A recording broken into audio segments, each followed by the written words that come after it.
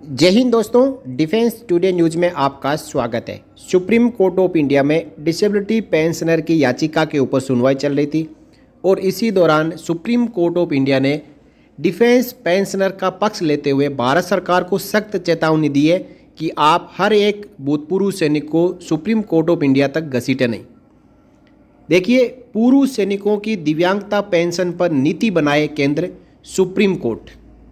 सेवानिवृत्त सैनिकों की दिव्यांगता पेंशन के खिलाफ दाखिल याचिका पर सुप्रीम कोर्ट ने केंद्र सरकार को जमकर फटकार लगाई है।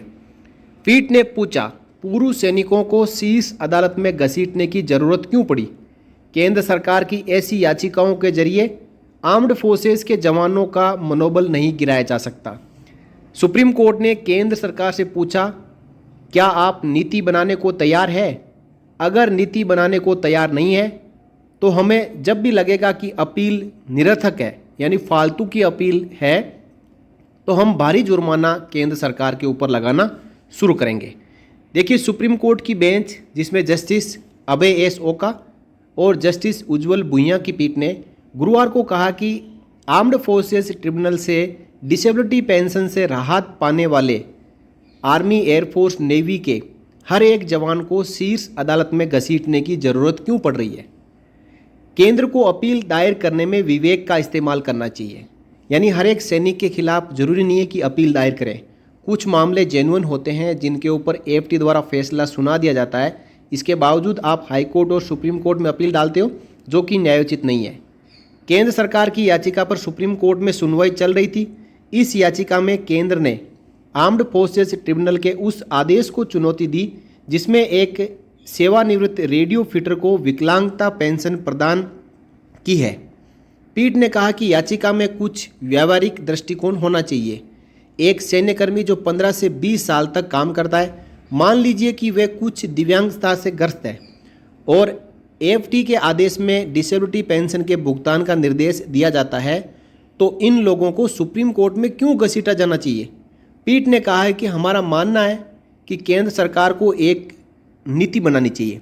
यानी नीति ये बनानी चाहिए कि कौन से ऐसे एएफटी के मामलों को जो केंद्र सरकार है वो सुप्रीम कोर्ट या हाई कोर्ट में उसके खिलाफ अपील करेगी और कौन से ऐसे मामले हैं जिनको एएफटी के जो आदेश है वो मंजूर है। इतना ही नहीं, आर्म्ड फोर्सेस के सदस्यों को सुप्रीम कोर्ट में घसीटने का निर्णय लेने से पहले कुछ जांच पड़ताल भी कर लेनी चाहिए। दोस्तों, ये एयरफोर्स के एक रेडियो फिटर थे जो कि 2015 में सेवानिवृत्त हो गए। उनको जो मोटापे के शिकार थे, जिसके कारण उनकी जो डिसेबिलिटी परसेंटेज है 15 से 19% करके उनका रिलीज मेडिकल बोर्ड कर दिया गया।